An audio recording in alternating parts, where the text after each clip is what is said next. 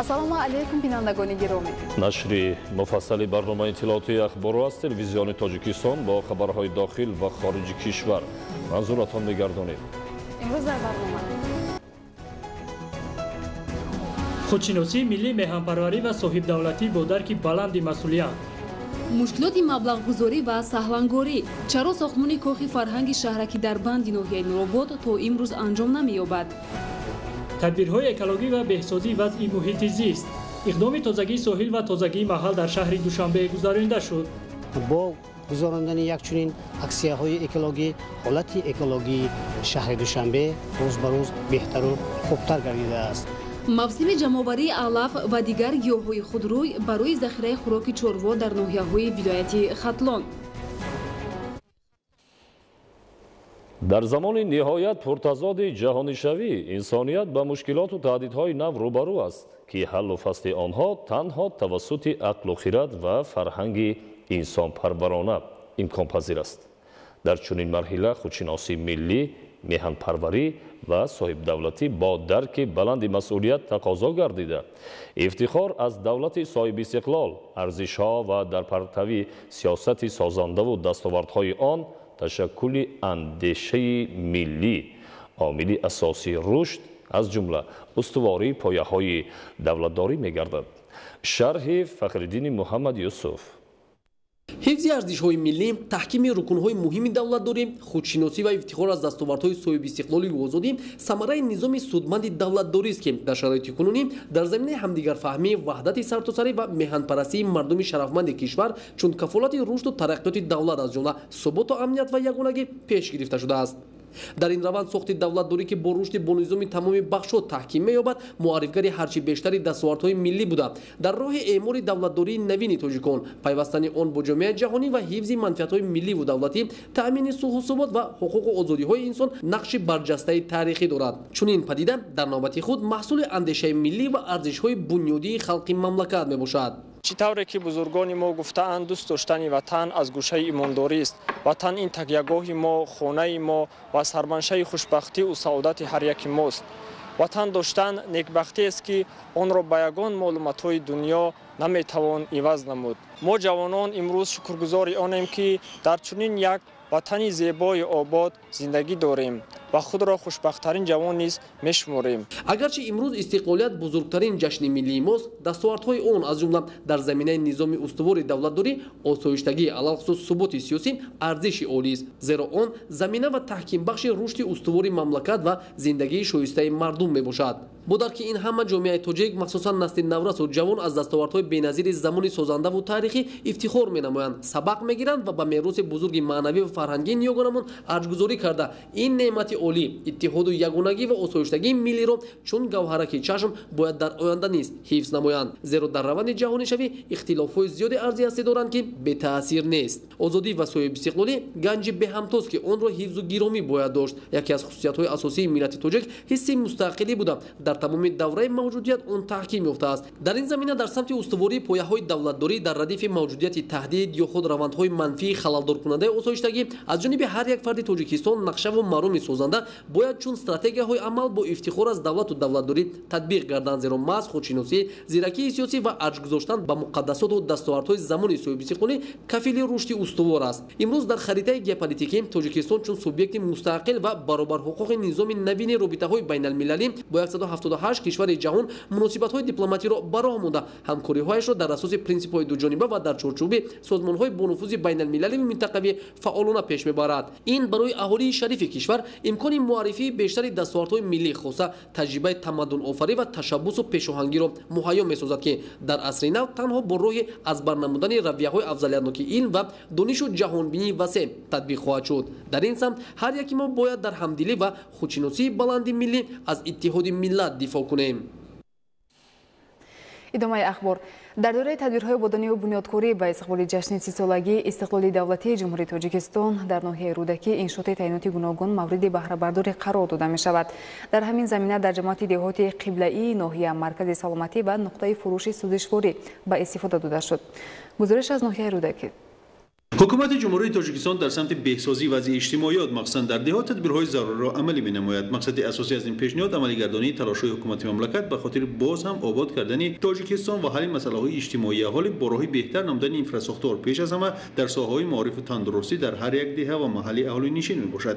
در همین زمینه امروز در شهر و دهات ناحیه رودکی بنیاد نوسازی مرکزهای سلامتی و بنگاه‌های طبی ادامه دارند. مخصوصا برای دسترسی اهالی دوردست به کمک اولیه طبی با تلاش‌های مقامات اجراییه و سهمی صاحبکاران اشخاص سخاوت پیشه در جماعت دهات قبله بعدی بنیاد نوسازی بنگاه طبی به استفاده داده شد. مورد استفاده قرار گرفتن انشاءات مذکور برای ساکنان امکان فراهم می‌آورد که به مشکلی از خدمت رسانی سطح بلند طبی برخوردار باشند. صاحبکاران، تاجران و دیگر شخصان خیرخواه و همت بلند نیز در پیروی به تجاوزهای سازنده حکومت جمهوری برآورد سازندگی وطن همچون شهروند بلند و نامستحکم می‌گذارند. با نظرداشت سالمی جامعه و حفظ اجتماعی اهالی، اینفراستراکچور مسائل طبی و حفظ اجتماعی اهالی در ناحیه منتظم توسعه و تحکیم بخشیده می‌شود. در حدود جماعت دهات قبله‌ای 15 عدد انشاءات جشنی بر نقشه گرفته شده بود که تا به امروز 14 عدد انشاءات مورد بهره برداری قرار دارد. همچنین در روز نقطه فروش سوزشوار نیز به استفاده داده شد. در این نقطه فروش سوزشواری شرایط مساعد کاری و خدمت رسانی سطح بلند به اهالی پیش بینی شده است. کارهای آبادانی و سازندگی مخصوصا در سمت بهسازی وضع خدمت رسانی طبی و بلند برداشتن سطح کار و دیگر نمود خدمت رسانی ها در ناحیه باعث می‌گردد که اینفراستراکچور دهات تکمیل داده شده و تأسیس جایهای نوی کاری نیز مساعدت نماید. کاخی فرهنگی شهرکی دربندی ناحیه نورآباد که امروزها ساختمانش ادامه دارد برای 500 جای نشست پیش بینی شده است. مشکلات مبلغ‌گذاری باعث شده است که دوام 11 سال سپری شده کارهای ساختمانی بیش از 50% اجرا شده است و خلاص. گزارش ایدگل محمود از ناحیه نورآباد. ساختمان کاخ فرهنگ ناحیه نورآباد اصلا در روند برنامه کوچاندن بیناهای ماموری تشکیلات و اداره‌ها از منطقه زیرآب شونده نیروگاه برقی آبی راغون به مرکز نوبنیاد شهرک دربند مرحله به مرحله عملی شده ایستاده است. زیرا ساختمان بینای مذکور سال 2010 آغاز گردیده همه ساله از حساب وزارت فرهنگ جمهوری مبلغ جدا می گردد. بیناکاران وابسته به آن کارهای ساختمانی را انجام می دهند. از روی لایحه بینای 3 آشیانه کاخ فرهنگ برای 500 جای نشست پیش بینی شده. داخل بنا از صحنه و تالار تماشابین، آثارخانه، کابینت‌های کاری، کتابخانه، تالار خوانش، مهمانخانه، صنف انکشاف استعداد کودکان و دیگر حجره‌های کاری عبارت میباشد. با گفت مهندس انشاءات با انجام کارهای ساختمانی برای کارمندان ساحه در بینای نو زمانوی تمام شرایط‌های کاری مهیا می‌گردد تا هنرمندان در تشویق و ترغیب صنعت ملی و برگزاری چاره‌بینی‌های سطحی ناحیوی و منطقوی سهم ارزنده خود را گذارند. اما برای انجام کارهای ساختمانی کاخ فرهنگ مبلغ زیادی ضرور است تا این بینای با حشمت زمانوی به استفاده داده شود. زیرا دوام 11 سال سپری شده با مبلغ‌های جدا شده فقط دیوارهای انشاءات برداشته شده. کارهای ساختمانی در آشیانه سیوم و نصب یک قسمت تجهیزات‌های آهنین بام بینا ادامه داشته. با چنین مبلغ گذاری باز 11 سال دیگر لازم است تا انشاءات حیاتاً مهم به استفاده داده شود. اصلا بیشتر انشاءات بنیاد شونده در شهرک دربند از قبیل کاخ فرهنگ و کالج مهندسی و یک قطار خانه‌های استقامتی مسئولان اداره‌های جمهوری لایحه کشی با عادی‌ترین قاعده‌های ساختمانی در بنیاد و پوشانیدن بام بیناها شرایط محل و اقلیم را به اینابت نمی‌گیرند و عاقبت‌های بارشات برف فصل زمستان و رعایت نشدن معیارهای ساختمانی همه ساله باعث خسارات اقتصادی می‌گردد. اینک برای پوشانیدن بالای بام، نصب دروتریزه، خطهای برق، کارهای آبادانی گرد و اطراف بنا و تجهیزات تالار و حجره‌های کاری، وزارت فرهنگ جمهوری را ضرور است که 10 میلیون سامانی خرج نماید تا بینای کاخ فرهنگ ناحیه نورآباد در 10 ساله‌های پیش آمد به استفاده داده شود. ایدگل محمود، دادرجان میرزازاده، برای برنامه اخبار از ناحیه نورآباد. امروز از طرف ریاست حفظ محیط زیست در شهر دوشنبه اقدام تازگی ساحل و تازگی محل گذرانیده شد. این تدبیر مهم با مقصد باز هم بهتر نمودن فضای اکولوژی و به شهری سبز تبدیل دادن پایتخت هر هفته روزهای استراحتی گذرانیده می شود. گزارش محمد مومنزاده و بهادر استان.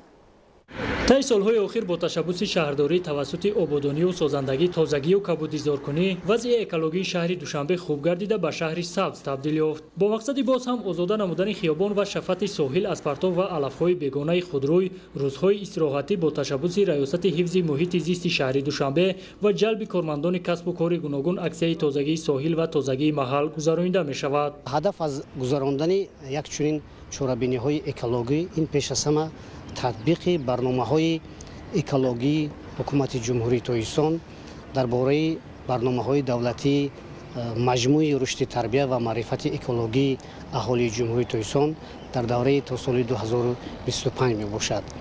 با این مقصد در ناحیه‌های شهر دوشنبه جهت تازه نمودن ساحل دریا و رودخانه‌ها، حدود شهرک و محله‌ها یک چنین اکسیه‌های اکولوژی راه اندازی می‌گردند. در حقیقت شهر دوشنبه در برابر تقویت دادن کارهای آبادانی و سازندگی، نهالشینانی، گلشینانی با گذراندن یک چنین اکسیه‌های اکولوژی، حالت اکولوژی شهر دوشنبه روز به روز بهتر و خوبتر گردیده است. ریاست حفظ محیط زیست در شهر دوشنبه و معارفچیان ناحیه اسماعیل سامانی تصمیم گرفتند که با مقصد در شرایط خوب قبول نمودن خوانندگان و نورسان با استراحت تابستانه استراحتگاه شراری را از خس و علف‌های بیگانه تازه نموده گل‌های موسمی شناندند.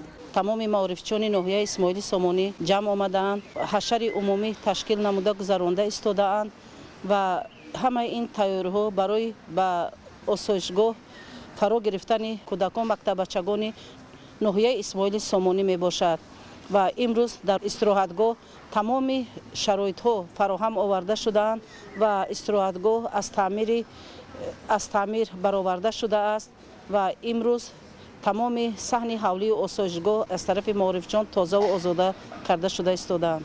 ریاست حفظ محیط زیست شهر دوشنبه در دایره دستور و سفارش‌های رهبریت شهر در یکجایی با دانشجویان و آموزگاران دانشکده و دانشگاه‌ها، ساکنان محل پیوسته اقدام مذکور را عملی نموده به تازه‌کنی کوچه و خیابان‌های شهر دستجمعانه فعالیت دارند. محمد مومنزاده، بهادرستان، مقصد اخبار. در شهر وحدت نیز در دایره کارهای آبادانی و سازندگی با افتخار جشن 30 سالگی استقلال دولتی جمهوری تاجیکستان تدبیر اکولوژی و تازه‌گردانی تازگی ساحل و محل گذرانیده شد. با دایر نمودن چنین اقدام اکولوژی مسافه 3000 متر ساحل رود و کانال و دریای کافرنیهان تازه کرده شد. گزارش محمدعلی عبدالکریم و شکرلای نورالله در این خصوص. ضمن دایر و برگزاری اکسیه اکولوژی تازگی ساحل در شهر وحدت 500 متر مربع پرتوهای سخت معیشی جمع‌آوری و 3000 متر ساحل دریای ایلاق و کافرنیان از پرتو تازه کرده شد. در اکسیه اکولوژی تازگی ساحل که در شهر وحدت دایر گردید، کارمندان ساحه اقتصادی و اجتماعی شهر و ساکنان 11 جماعت دهات شهرک نما رازق و مرکز شهر فعالانه شرکت ورزیده پرتوهای سختی معیشی را جمع‌آوری و ساحل کانال جویبار و دریاها را پاککاری نمودند. بخشیده به تجلیل جشن‌های دولتی جمهوری تاجیکستان از طرف شعبه نقشه چورابینی ترتیب داده شده پیوسته اکسیه‌های تازگی محل، تازگی ساحل و تازگی راه گذرانده می شود. امروز طبق نقشه تصدیق گردیده اکسیه مذکور در جماعت دهات سیمیگنج گذرانده شد. خب در امروز اهالی جماعت دهات سیمیگنج، شهروندان محله های شادمانقلعه، ناظرآباد، کالون، تنگه 1 و تنگه 2 فعالانه شرکت ورزیده محل زیست خود ساحل کانال و سرپرتوهای خود را و دو شفت راهی اتومبیلگردی سمت وحدت را میترو از هر گونه پرتوها تازه نمودند.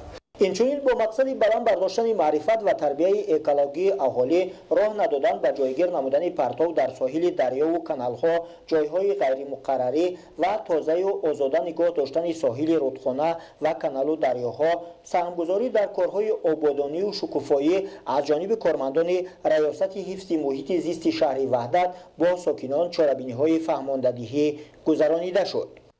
در آینده ما تصمیم گرفتیم که کانال ها، جویبار ها، راه ها و رودها را تازه نموده تعمیر اون را در آینده باز هم جانب نمود. ریاست حفظ محیط زیست در شهر وحدت در همکاری با ساکنان توسط اشتراک در اکسیه‌های اکولوژی، تازگی ساحل و تازگی محلی مقامات اجرایی حکومت دولتی شهر وحدت در تازگی محیط زیست سهمی ارزنده گذاشته اقدام تازه‌گردانی را تا روز تجلیل جشن 30 سالگی استقلالیت دولتی جمهوری تاجیکستان پیوسته دایره برگزار می‌نمایند. محمد علی عبدالکریم شکرالله نورالله از شهر وحدت برای برنامه اطلاعاتی اخبار. мамнунгоҳи бешаи палангон бо табиати нотакрор, олами ҳайвонот, номгӯи зиёди паррандагони нодир ва кӯлҳои назарабо дар ҷаҳон маъмулу машҳур аст. айни замон дар мамнунгоҳ бештар аз 140 намуди паррандагони нодир мавҷуд буда олами ҳайвонот зери назорати доимӣ қарор дорад. Нуриддини Қурбон ва Баҳриддини Зоир гузориш медиҳанд. майдони умумии мамнӯъгоҳи давлатии бешаи палангон қариб 50 000 гектарро ташкил медиҳад ки ин мавзеи сайёҳии тоҷикистон бо гуногунии биологӣ ва номгӯи зиёди ҳайвоноту паррандагони нодир шӯҳрати ҷаҳонӣ дорад. бешаи палангон дар ҳудуди вилояти хатлон ҷойгир буда табиат ва олами вуҳуши он диққати сайёҳони дохилӣ ва хориҷиро ба худ ҷалб кардааст. мамнӯъгоҳи бешаи палангон 4 ноябри соли 1938 ташкил ёфта макони сукунати ҳайвонот ва паррандагони нодири доимӣ ва мавсимӣ мебошад. ҳоло дар бешаи палангон бештар аз 40 намуди ҳайвоноти нодир ба қайд гирифта шудааст. мақсади ташкил шудани мамнӯъгоҳ муҳофизат намудани ҳайвоноти нодир аз ҷумлаи оҳу, гӯспанди кӯҳӣ бухороӣ, уриал, гавазни бухороӣ, дар он вақто паланги туронӣ ҳам дар ин ҷо вуҷуд дошт. дар мамнӯъгоҳ зиёда аз 30 обамборҳо, кӯлҳо иборат аст ки масоҳати умумии онҳо зиёда аз 3500 гектарро ташкил мекунанд. сол ба сол саршумори ҳайвоноту паррандагони нодир дар ин мамнӯъгоҳ зиёд гардида таваҷҷӯҳи сайёҳон низ барои аз наздик дидани олами ҳайвоноти ин мавзеъ бештар гардидааст. бо ибтикори кумитаи ҳифзи муҳити зисти назди ҳукумати ҷумҳурии тоҷикистон, роҳбарони корпусҳои дипломатӣ ва ташкилотҳои байналмилалии муқими тоҷикистон ба мамнӯъгоҳи бешаи палангон сафар карда аз мавзеъҳои назаррабо ва осорхонаи он дидан карданд. намояндагони корпусҳои дипломатӣ ва ҳамроҳонашон намунаи олами набототу ҳайвонот ва паррандагони нодири мамнӯъгоҳро ки дар осорхона гирдоварда шудаанд тамошо карданд. ин тадбир имконият фароҳам меорад ки онҳо дар бораи табиати нотакрори тоҷикистон ва олами набототу ҳайвоноти бешаи палангон маълумоти муфассал пайдо намоянд. дар мамнӯъгоҳи бешаи палангон кӯлҳо мавҷуданд ки ҳар нафар баъди тамошо бо таассуроти нек бармегардад. дар кӯлҳои ҳудуди бешаи палангон номгӯи зиёди моҳиҳо низ мавҷуд мебошанд. гуфтанд ба маврид аст ки аз ҷониби давлат ва ҳукумати ҷумҳурии тоҷикистон барои зиёд намудани саршумори ҳайвоноту паррандагони нодир ва ҳифзи онҳо тадбирҳои муҳим амалӣ карда мешавад. бо назардошти эълон гардидани солҳои рушди деҳот, сайёҳӣ ва ҳунарҳои мардумӣ ҷиҳати ҷалби сайёҳон ба мамнӯъгоҳи бешаи палангон корҳои назаррас анҷом дода шудааст ки ин омил дар оянда бевосита ба рушди сайёҳии экологӣ мусоидат менамояд. дар ҳудуди мамнӯъгоҳи давлатии бешаи палангон дар қатори ҳайвоноти нодир мурғи даштӣ, тазарф, бештар аз 30 намуди ширхӯрон, шағолу гурбаи ёбоӣ, қариб 30 намуди гуногуни хазандаҳо мавҷуд мебошанд. ҳамасола дар баробари паррандагони нодири доимӣ сукунат дошта, инчунин ҳазорҳо паррандаи дигари мавсимӣ ба ин ҷо омада фасли зимистонро сипарӣ менамоянд. Нуриддини Қурбон, Баҳриддини Зоир, Фирӯзи Мусо барои барномаи ахбор. мавсими ҷамъоварии алаф ва дигар гиёҳҳои худрӯй барои захираи хӯроки чорво дар ноҳияҳои кӯҳистони вилояти Хатлон оғоз гардид. хоҷагидорони ноҳияи Темурмалик нақша доранд ки барои зимистони дар пешистода зиёда аз 50 000 тонна хӯроки чорво захира намояд. гузориши Худоидоди Раҷаб ва Искандари Саид. аз мушоҳидаҳо бармеояд ки баҳори имсола сабзишу номӯи алафҳои худрои табиӣ дар талу теппаҳо ва мавзеъҳои шафати роҳҳои мошингарди ҳудуди ноҳияи Темурмалик хуб буда, хоҷагидорон имкон доранд ки хӯроки чорворо барои зимистони оянда ба қадри кофӣ захира намоянд. ин аст ки хоҷагиҳои чорвопарварии ноҳия бо мақсади сари вақт ҷамъоварию захира намудани хӯроки серғизои чорво аз тамоми имкониятҳо самаранок истифода намуда истодаанд. дар баробари сафарбар намудани техникаи ёрирасон, ҳамчунин бо ҷалби нерӯҳои зиёди кории тариқи ҳашар дар тамоми мавзеъҳои сарсабзи ҳудуди ноҳия дарави алафҳои табиӣ идома дорад. در ناحیه ما 52371 خانه نقشه پیش‌بینی کرده شده است که تا امروز 3350 تن در همه شکل خوجگیداری ذخیره کرده شده است و الکی در خوجگی‌های جمعیتی و اهالی دره و ذخیره خشک آغاز گردیده است. بنابر маълумотҳои раёсати кишоварзии ноҳияи Темурмалик, айни замон дар ҳама шаклҳои хуҷагидории ноҳия 43351 ҳазор сар моли майда ва 7481 ҳазор сар чорвои калони шохдор парвариш меёбанд. тавре мутахассисони соҳа иброз медоранд, дар заминаи имкониятҳои фаровони табиии хуҷагиҳои чорводории ноҳия имкон доранд ки саршумори чорвои хурду калони шохдорро зиёд намуда, бо ин васила дар таъмини аҳолии кишвар бо маҳсулоти гӯштиву ширӣ саҳми бештар гузоранд. хуҷагии зотпарварии оличаблок аз хуҷагиҳои пешрафтаи ноҳияи Темурмалик маҳсуб меёбад, ки бо парвариши гӯсфанди маҳинпашми дарвозӣ машғул буда, айни ҳол саршумори чорвои он ба беш аз 5000 сар расонида шудааст. дар ин шабу рӯз чорводорони хуҷагии зотпарварии Кангурди ноҳия низ ҷиҳати сари вақт захира намудани хӯроки чорво саю талош доранд. дар дохили хуҷагӣ мувофиқи дурнамо 1200 тонна нақшаи хушук дорем. аллакай нақшаи хушук мо сар кардем. дар ҳар як кашар, дар дохили кашар ба миқдори 80 то 120 тонна хушук захира мекунем. тибқи иттилои масъулони раёсати кишоварзии ноҳияи Темурмалик, аз оғози мавсими дарав хуҷагиҳои зотпарварии ноҳия зиёда аз 4000 тонна хӯроки чорво захира намуданд.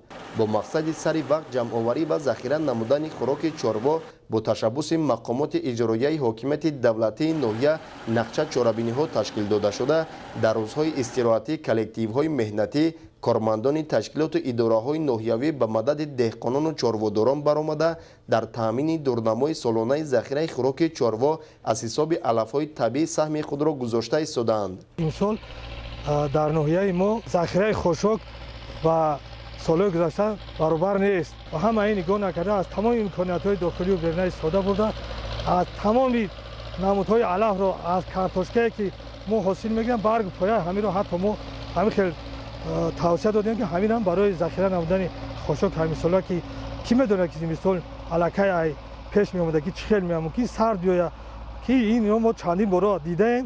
ҳама ҳамиро мо истифода бурда захира кардаем. хуҷагидорони ноҳияи Темурмалик аз рафти корҳои саҳроӣ ва ташкилу бароҳ мондани маъракаи дарави алафҳои табиӣ изҳори қаноатмандӣ намуда, иттиминон доранд ки дурнамои солонаи ҷамъоварии хӯроки чорворо барзиёд иҷро менамоянд. худойдоди Раҷаб, Искандари Саид барои барномаи ахбор аз ноҳияи Темурмалик. мавзӯи дигар, дар дораи тадбирҳои ободонӣ бахшида ба ҷашни 30-солагии истиқлоли давлатии ҷумҳурии Тоҷикистон, беморхонаи ноҳияи Рошқалъа бо таҷҳизоти нави рентгени рақамӣ, ташхиси ултрасадо ва 40 адад кати иловагӣ таъмин карда шуд. гузориш аз ноҳияи Рошқалъа. беморхонаи ноҳияи Рошқалъа дорои 6 шӯъба ва 92 кат мебошад. дар арафаи 30-солагии истиқлолияти давлатии ҷумҳурии Тоҷикистон ва ҷиҳати беҳтар намудани сифати ташхису табобати беморон аз тарафи Вазорати тандурустӣ ва ҳифзи иҷтимоии аҳолии ҷумҳурии Тоҷикистон дар арафаи 30-солагии истиқлолияти давлатии ҷумҳурии Тоҷикистон, беморхонаи марказии ноҳия соҳиби рентгени рақамӣ ки маблағи 1 миллиону 710 ҳазор сомониро ташкил медиҳад, ҳамчунин ӯзӣ ва 40 кати иловагӣ гардид. имрӯз мо метавонем бе ягон мушкилӣ тамоми беморонро муоина ва ташхис бо ёрии ин таҷҳизотҳо намоем.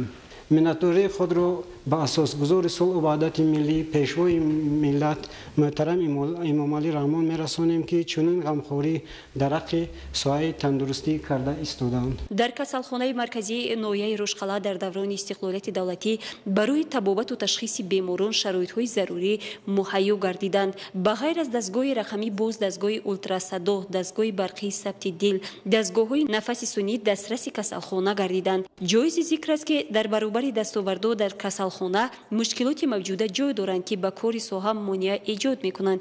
ин пеш аз ҳама нарасидани духтурони рентгенолог, дандонпизишк, бемориҳои дарунӣ ва сироятӣ мебошад. инчунин беморхона то ҳанӯз пурра аз таъмири капиталӣ бароварда нашудааст, вале мутахассисон ба он умеданд ки ба таъмири хушсифат ва рафъи проблемаҳои ҷойдошта бо мурури замон ноил мегарданд. барномаи ахборро идома медиҳем. гардиши ғайриқонунии маводи нашадор омили нооромӣ дар минтақа гардида, он яке аз сарчашмаҳои асосии маблағгузории терроризм ва дигар ҷиноятҳои фаромилӣ мебошад. мубориза бо ин зуҳуроти номатлуб аз вазифаҳои асосии мақомоти ҳифзи ҳуқуқи Тоҷикистон ба ҳисоб меравад. гузориши хабарнигорони мо. имрӯз гардиши ғайриқонунии маводи мухаддир ва дигар ҷиноятҳои муташаккил ҷомеаи ҷаҳониро ба ташвиш оварда, муборизаи самаранок бар зидди онҳо бо истифодаи нерӯи танҳо як кишвар дар алоҳидагӣ ғайриимкон аст. бо назардошти вазъи сиёсӣ дар ҳамсоякишвари мо, ҷумҳурии исломии Афғонистон, кишти кӯкнор ва истеҳсоли маводи нашадор ҳанӯз ҳам ташвишовар мебошад. омили мазкур дар ояндаи наздик низ ҳамчун таҳдиди асосӣ ба амнияти миллӣ ва минтақавӣ боқӣ хоҳад монд. дар ин раванд агентии назорати маводи нашовари назди президенти ҷумҳурии Тоҷикистон фаъолияти худро дар самти мубориза бо ин падидаи хатарнок пурзур намуда, баҳри дастгир ва барҳам задани фаъолияти нопоки гурӯҳҳои ҷиноятпеша ва мусодираи маводи нашовар муборизаи беамон мебарад. ҳамин тариқ санаи 23 майи соли равон аз ҷониби кормандони агентӣ дар ҳудуди шаҳри бохтари вилояти Хатлон шаҳрванд Акобиров Нусратулло бо гумони даст доштан дар қочоқи маводи нашадор ба миқдори махсусан калон дастгир гардид. маълум карда шуд ки шаҳрванд Акобиров Нусратулло Дахияевич соли таваллудаш 12 августи соли 2000 зода ва истиқоматкунандаи ноҳияи Ҷалолиддини Балхӣ, ҷамоати Хелвар, деҳаи Зархес با مسئولیت پیشکی با شهروند جمهوری اسلامی افغانستان در منطقه نزدیک سرحدی دهه قردوم ناحیه جیهون واخورده از او مقدار مخصوصا کلان موادهای نشادار نوع حشیش را در حجم 29 کیلوگرم و 560 گرم با مقصد به صاحبیت کسی دیگر دادن دسترس نموده جنایت مخصوصا وزن را صادر نموده است. اکابیروف نصرتالله شبانه موادهای نشادار را به شهر باختر ولایت ختلان انتقال داده هنگام واخوریش با خریدار از جانب کارمندان اگنتی دستگیر گردید. آید به حالت مذکور نسبت به شهروند اکابیروف نصرتالله دخیایویچ با ماده 200 قسم 4 بندی د کادکس جنایتی جمهوری تاجیکستان پرونده جنایی آغاز گردیده تفتیشات ادامه دارد. معلوم به همین کار کردگی خلاف شهران رو به جوانان گفتنیم که به همین کار رو دست نزنن که عاقبتش محبسن.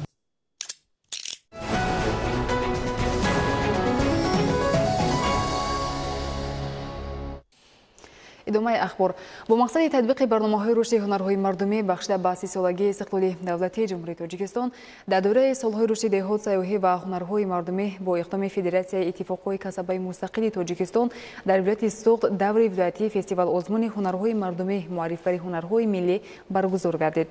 گزارش رفضلی رحمان و دلشاد یوسفی. در شهر خوجند به افتخار 30 سالگی استقلالیت دولتی و در دایره سالهای 2019-2021 سالهای رشد دهات سیاحی و هنرهای مردمی دور ولایتی فستیوال آزمون هنرهای مردمی معرفیگری فرهنگ ملی برگزار گردید. این چاره‌بینی احیا و رشد هنرهای خلقی با اقدام و سرپرستی فدراسیون اتفاقهای کسبه مستقل تاجیکستان با جلب هنرمندان مردمی کشور با مقصد سهمگذاری در تطبیق سیاست دولتی باید به رشد هنرهای خلقی، هوسمندی هنرمندان و ترغیب و معرفی هنرهای مردمی دایر کرده می شود. فدراسیون اتفاقهای کسبه مستقل تاجیکستان وظیفه‌های قانونی خود را همچون حامی حقوق و منفعت‌های اهل زحمت عملی می‌گرداند و در اساس شریکی در رشد ساحه‌های اجتماعی، اقتصادی و فرهنگی سهمگذاری می‌کند. احیا و رشد هنرهای خلقی برای اهالی شغل و جای کاری درآمدناکی و از راه و امکانیت‌های بلند برداشتن سطح اجتماعی اهالی میباشد. در مراسم رسمی فستیوال آزمون جمهوری هنرهای مردمی معرفیگری فرهنگ ملی تاکید یافت که در اساس برنامه‌های حکومت جمهوری تاجیکستان و خاصه توجه اساسگذار صلح و وحدت ملی پیشوای ملت پرزیدنت جمهوری تاجیکستان محترم امامعلی رحمان در سالهای صاحب استقلالی بهر احیا و رشد هنرهای مردمی امکانیت‌های وسیع فراهم، امتیازهای دولتی قرار گردیدند که این زمینه به جلب بیشتر اهالی به هنرمندی گردیده است. در دایره فستیوال آزمون نمایندگان هنرمندان شهر و ناحیه‌های ولایت سوخت نمونه‌های زیادی نمودهای هنرهای خلقی را معرفی نمودند و محصولات کارخانه‌های صنعتی به نمایش گذاشته شد. اون هنرهای مردمی که از بین رفته بود امروز احیا گردیدند و بسیار زنهای خانشین ما امروز توانستند گرانت ها رو گرفته از ناحیه ولایت و تا جمهوری گرفته ایستاده هنرهای خود را رشد داده ایستادند. محصول دستان و تخیل و ایجاد هنرمندان، محصولات رساندگی، بافندگی، اطلس و ادرس بافی، شاهی بافی، چیتکاری، لباس ملی، قالین بافی، گلدوزی و زردوزی، سوزنی دوزی، کندکاری، نجاری، گچکاری، کلالگری، کارسازی، آهنگری و دهها نمود دیگر نمونه‌های زحمت و مهارت هنرمندان خلقی است که شهادت زنده و احیا گردیدن و رشد یافتن میراث تاریخی و فرهنگ ملی است. برای رشد و تکمیل و احیا دادن هنر و هنرمندی کارهای نظررس به انجام رسانده شده است. امروز ما مسئول دستی هنرمندانی که در مرکز تعلیمی استحصالی به نام زلفیه بحرالدین و فعالیت میکنند دسترنجی همون بانوان رو به این نمایش آوردیم که آنها متاهای ادرس استحصال میکنند و در اینجا در نمایش ما بغیر از متاهای ادرس متاهای یک رنگ پختگی هم استحصال کرده استادیم که این هم امروز به نمایش آوردیم. در برابر همه دستگیری‌های دولتی، قبول برنامه‌های رشد ساحه، تأسیس گرانت‌های پرزیدنتی و گرانت‌های مقامات اجرایی حاکمیت دولتی ولایت سوخ شهر و ناحیه‌ها از عامل‌های رشد هنرمندی طی سال‌های آخر می‌باشند. حالا در ولایت سوخ بیش از 100 نوع و نمود هنرهای خلقی احیا و رشد یافتند. احیا و رشد هنرهای خلقی زمینه فراهم آوردن جایهای کاری به شغل فرا گرفتن اهالی وسیله درآمدناکی است. خصوصا به محصول دستان هنرمندان خلقی همچون محصولات طبیعی، هنر دستی و تجسمگری فرهنگ ملی طلبات در بازار جهانی کلان است. غالبان فستیوال آزمونی هنرهای مردمی معرفی‌گر فرهنگ ملی با جایزه و تحفه‌ها سرفراز گردیدند. فدراسیون اتفاقهای کسبی مستقل تاجیکستان با مقصد رشد هنرهای مردمی یک قطار تدبیرهای دیگر را عملی می‌نماید.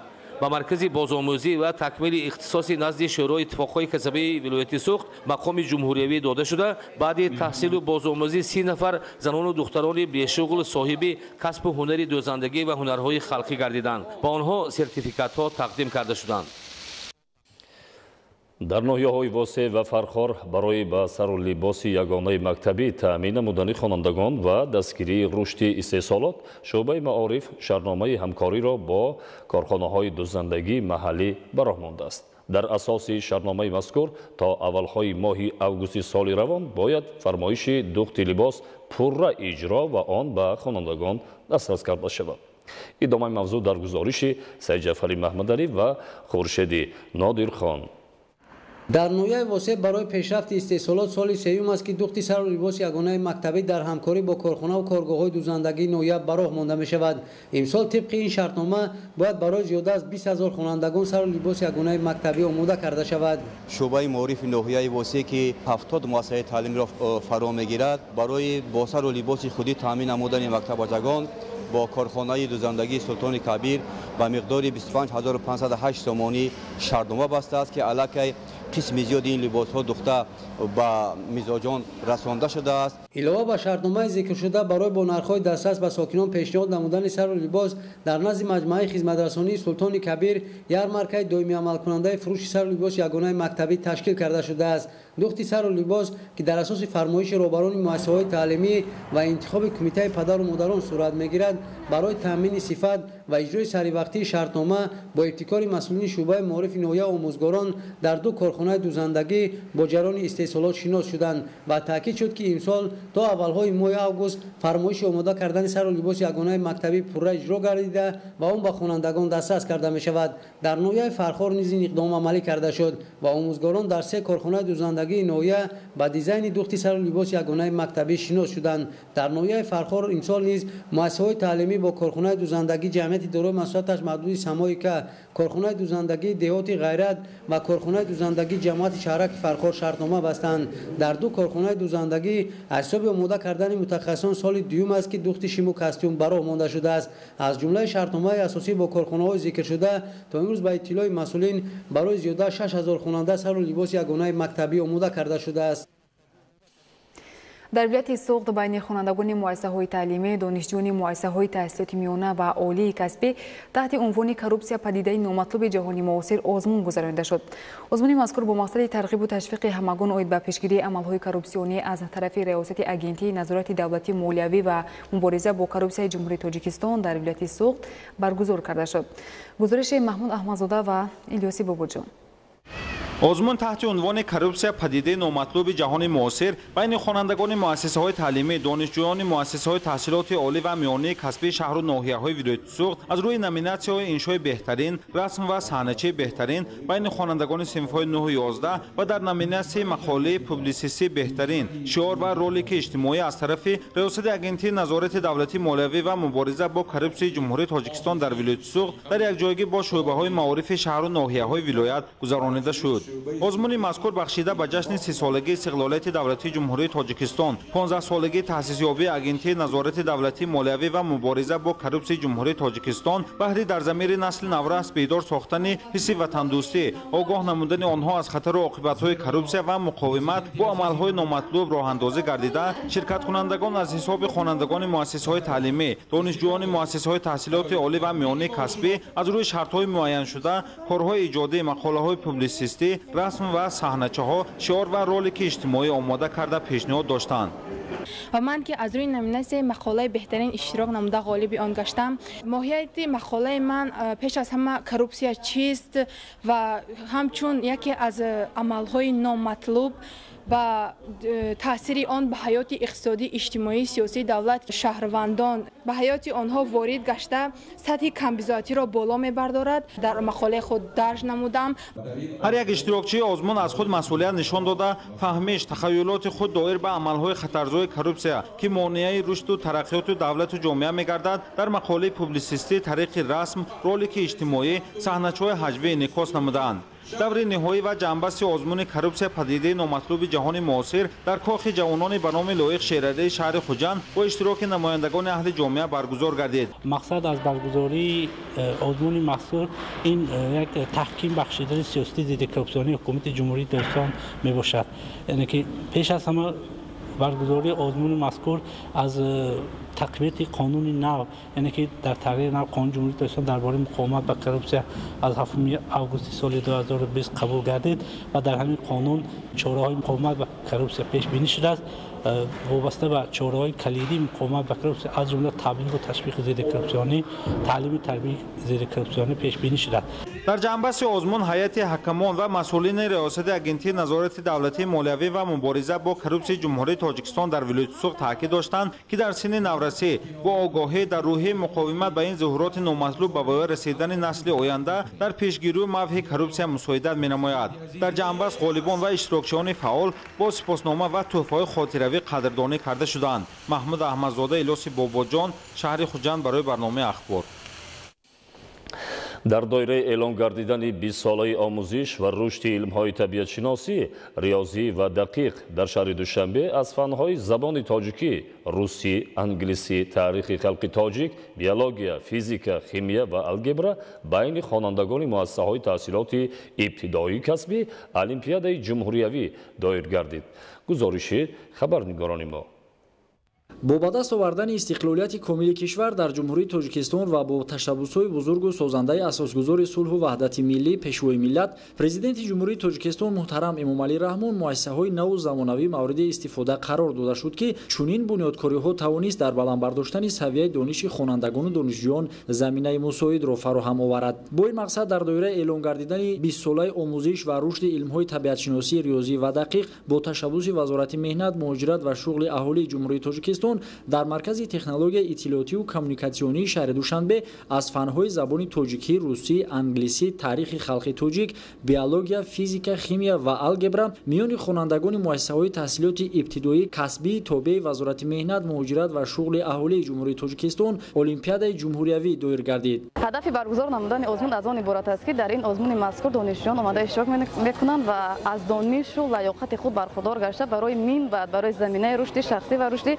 علمی خود آمادگی جدی می‌بینم. در آزمون جمهوریوی زیاده از 216 نفر خوانندگان مؤسسه‌های دولتی تعلیمی ساحه تحصیلات ابتدایی کسبی از شهر و ناحیه‌های ولایت سوخت و ختلان، ولایت مختار کوهستانی بدخشان و ناحیه‌های توبه مرکز اشتراک نموده دانش و ملکه خویش را سنجیدند. گفتند با مورد است که آزمون مذکور از فن‌های زبان روسی، تاجیکی، انگلیسی، تاریخ خلق تاجیک، بیولوژی، فیزیک، شیمیا و الگبر خیلی شفاف و ساده گذرانده شده. اشتراکداران با طور آزاد دانش و ملکه خویش را سنجیدند. سزاوار جای دوم گشتن در المپیاد جمهوریوی از فن الگبر. من در آینده کوشش می‌نمایم که در المپیادهای دیگر هم سزاوار جای‌های نمایان گردم. مقصد از برگزار کردن چنین المپیادها نسبت جوانان برای سرقل دادن دانش و برای انتخاب نبودن کسب در آینده مساعدت می‌نماید. آزمون مذکور طول 2 روز ادامه یافت در زمینه صنف‌های 10 و 11 مؤسسه‌های دولتی تعلیمی ساحه تحصیلات ابتدایی کسبی گذرانده شد. مورد ذکر است که آزمون مذکور 3 دور را در بر گرفته. دور یکم آن در مؤسسه‌های تعلیمی، دور دوم آن در شهر و ناحیه‌های کشور و دور نهایی باشد در شهر دوشنبه دایر کرده شد. برگزاری چنین آزمون‌ها پیش از همه در بالا برداشتن سویه دانش خوانندگان مساعدت نموده برای بهتر نمودن سطح و صفت علم آموزی محصلین زمینه مساعد را فراهم می‌آورد. در تابعیت ریاست معارف شهر استرافشان 8 مؤسسه دولتی تعلیمی تا مکتبی و 6 کودکستان خصوصی عمل می‌کند. در کودکستان‌های دائما عمل کننده 1555 نفر کودک سنی تا مکتبی جلب گردیده در 60 گروه به تعلیم و مشغولیت فرا گرفته شدند. گزارش مضبوط بابازاده از شهر استرافشان. مسئولین و مربیگان مؤسسه‌های دولتی تعلیمی تا مکتبی و کودکستان‌های خصوصی تابع ریاست معارف شهر استرافشان ولایت سوخت طبق ماده 16 قانون جمهوری تاجیکستان درباره معارف که پدران و مادران و شخصان آنها را عوض کننده را به تامین انکشاف جسمانی، معنوی و ذهنی دوره اول کودکی و من بعد به مکتب آماده نمودن آنها موظف می‌گرداند عمل نموده. امروز به تعلیم و تربیت نمونه‌ای 1555 نفر کودکان و بچگان سنی تا مکتبی در 60 گروه مشغولند. این زمان در شهر 14 مؤسسه تا مکتبی فعالیت می‌نماید که 8 تای آن در تابعیت ریاست معارف، 1 تایش در تابعیت مؤسسه دولتی خانه تعلیم و استراحتی و 4 تای دیگرش خصوصی میباشد. در مؤسسه تا مکتبی 1555 نفر کودکان به تعلیم و تربیت فرا گرفته شدند.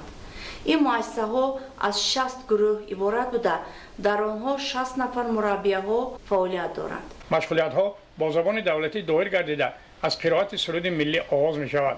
160 نفر کودکان و بچگان موافق سن سال به 6 گروه جدا گردیده این فارغ از مشغولیت ها و سرودخوانی و رقص نیز شغل می‌ورزند. آموزگار فن سرود و موسیقی موافق طب و ذوق خردسالان سرود و موسیقی ها انتخاب و در مشغولیت ها مورد استفاده قرار می‌دهد. در 14 گروه باغچه کودکستان رقم 3 اکتبر 309 نفر کودکان به تعلیم و مشغولیت های فایده‌ناک فرا گرفته طبق نظامنامه وزارت معارف و علم جمهوری تاجیکستان بیشتر به سیر و سیاحت گرد و اطراف باغچه، تشکیل بازی‌های گوناگون ورزشی و فرهنگی و تکان دهنده ذهن و شعور آنها فرا گرفته می‌شوند. برای خاطرمان دایر گردیدن مشغولیت‌های ورزشی و فرهنگی همه 50 نفر کارگران باغچه بچگان آفتابک مسئولیت دارند. در این روند تعلیم و تربیت دوران صاحب استقلال وطن محبوب و مشغولیت‌های سودبخش در باغچه کودکستان رقم 6 رنگین کمان گسترده راه اندازی گردیده است. مسئولین و مربیگان و یاردمچان آنها این تشکیل مشغولیت‌ها بیشتر به استفاده عیانیت‌ها دقت و اعتبار جدی می‌دهند. در مشغولیت‌های حضوری مسئولین و مربیگان بیشتر درباره ارزش‌ها و مقدسات ملی، استقلالیت دولتی و سال از سال بهتر و گواراتر گردیدن شرایط کار و استراحت و تندرستی و شجاعت کلانسالان در حمایه مرز و بوم تاجیکستان بی‌اشتها حرف زده در ضمیر کوچک خردسالان حس وطندوستی و خویشتن‌شناسی را بیدار می‌کنند. طبق نقشه چهاربینی تهیه شده 120 نفر بچگان 6 گروه باغچه کودکستان رنگین کمان و جایهای تاریخی و آرکئولوژی، فرهنگی و ورزشی و جایهای تماشاباب به استقبال جشن همایون ملت 30 سالگی استقلالی دولتی جمهوری تاجیکستان بنیاد گردیده سیر و سیاحت کرده تأثیرات جالب می‌گیرند. مضبوط بابازاده از شهر استرافشان برای برنامه اخبار. در تئاتر دولتی اکادمی اپرا و بالتی تاجیکستان با نام صدرالدین عینی در دوره اعلان گردیدن دوشنبه همچون پایتخت فرهنگی اتحاد دولت‌های مستقل در سال 2021 برنامه رنگین فرهنگی عبارت از سرود و ترانه‌ها که از جانب استادان صنعت مملکت و صنعتکاران ایتالیا آماده شده بود پیشکش ساکنان و مهمانان پایتخت مملکت کرده شد. گزارش نجرال‌آزاده ابراهیم. дар театри давлатии академияи опера ва балети тоҷикистон ба номи Садриддин Айнӣ ба муносибати эълон гардидани душанбе ҳамчун пойтахти фарҳангии иттиҳод баҳри болида хотири дастагули мусиқӣ иборат аз суруду таронаҳои дилангез ки аз ҷониби устодони санъати мамлакат ва Италия омода шуда буд пешкаши меҳмонону иштирокдорони барнома гардонида шуд. Бояд гуфт ки баргузории чунин барномаҳои фарҳангӣ боиси боз ҳам рушд ёфтани ҳамкориҳои фарҳангӣ байни кишварҳои аъзои иттиҳоди давлатҳои мустақил гардида ҳамчунин риштаи дӯстиро қавӣ мегардонад. барномае ки пешкаш мекунем як тӯҳфаи арзандае мешавад. дар ин барномаи мо пеш аз ҳама ин асарҳои байналмилалӣ ва асарҳои классикони машҳури гӯем ки дунявӣ садо медиҳанд. тадбири мазкур дар доираи амалисозии нақшачорабиниҳо ки махсус барои эълон гардидани душанбе ҳамчун пойтахти фарҳангии иттиҳоди давлатҳои мустақил аз ҷониби мақомоти иҷроияи ҳокимияти давлатии пойтахт таҳия гардидааст анҷом дода шуда. минбаъд низ чунин чорабиниҳо дар сатҳи баланд пешкаши сокинону меҳмонони шаҳри Душанбе гардонида мешаванд. ман имрӯз бениҳоят хушҳол ҳастам ки ҳамроҳи шумоён дар тоҷикистони офтобӣ қарор дорам ва ман бениҳоят худро як инсони хушбахт ҳис менамоям ки дар иҳотаи ва ҷашнгирии 30-солагии истиқлолияти ҷумҳурии Тоҷикистон ба Тоҷикистон даъват шудам ва истифода аз фурсат мехоҳам пешвои миллат президенти ҷумҳурии Тоҷикистон муҳтарам Эмомалӣ Раҳмонро ташаккури худро расонам. маврид ба зикр аст ки барномаи байнидавлатии пойтахтҳои фарҳангии иттиҳод яке аз лоиҳаҳои калидии иттиҳоди давлатҳои мустақил буда бо мақсади муаррифии фарҳангу тамаддун, имкониятҳои сайёҳӣ, тавсеяи ҳамкориҳои мутақобилан судманд ва таҳкими ҳарчи бештари зарфиятҳои фарҳангии давлатҳои мазкур ҳамчун майдони зеҳнию эҷодӣ, ғояи фазои ягонагии фарҳангӣ ва гуфтугӯи тамаддунҳо роҳандозӣ карда шудааст. Назрозода Иброҳим Баҳодури Истам барои барномаи ахбор. идомаи ахбор با مقصد بهتر نمودن شرایط بودوباش، تأمینات و بهداشت شرایط معیشی قشون‌های سرحدی از جانب اداره و تشکیلات و مؤسسه‌های شهر و ناحیه‌ها پیوسته کمک رسانده می‌شود. گزارش همکاران ما از ناحیه فرخار. قشون‌های سرحدی جمهوری 27 سال با قدم استوار در راه مکملگردانی سرحد و تشکیل سپری با اعتماد که زاده دوران استقلال است با وجود آمده به نظام نظارت خطی مرزی تا به امروز چون سپری اساسی دولت و ملت خدمت می‌نماید. رهبریت دولت و حکومت تاجیکستان با تأسیس یابی قشون‌های سرحدی در سمت فراهم آوردن زمینه مادی و تکنیکی، تشکل و تحکیم ساختار اداره‌کنی جزء تام‌های سرحدبانی، بنیاد و نوسازی و مجهزگردانی انفراساختار سرحدی، تعلیم و تربیت متخصصان و کادرهای بلند اختصاص تدبیرهای زیادی را عملی می‌نمایند. با مقصد تامین و بهداشت شرایط معیشی قشون‌های سرحدی در سمت تامین امنیت سرحدی دولت جمهوری تاجیکستان با هدایت و راهبری سرور دولت محترم امامعلی رحمان دیدبانگاه‌های نوی سرحدی ساخته به استفاده داده شدند که امروز سرحد دولتی کشور پررا محافظت کرده می‌شود. در قسم نظامی قشون‌های سرحدی ناحیه فرخار ولایت قطلان جمعیت با تنتنه از جانب مسئولین ثبت اسناد حالت شهروندی ناحیه دایر گردید که به سربازان دستورخوانی ادانه آراسته شد. در دوره تشکل و مکملگردانی قشون‌های سرحدی با تکیه به سیاست سازنده پرزیدنت جمهوری تاجیکستان به یک نیروی اصلی محافظتی به سپری با اعتماد ملی تبدیل یافت. جمهوری تاجیکستان با پایداری آرامی و ثبات کشوری مستقل و توانا و قدرتمند در کشور و منطقه فضای آرامی حکم فرما میباشد. بینندگان گرامی، نشر مفصل برنامه اطلاعاتی اخبار خاتمه می‌یابد. با شما زندگی آباد و آسایش را تمنا داریم با برنامه‌های تلویزیونی تاجیکستان بمانید. سلامت باشید.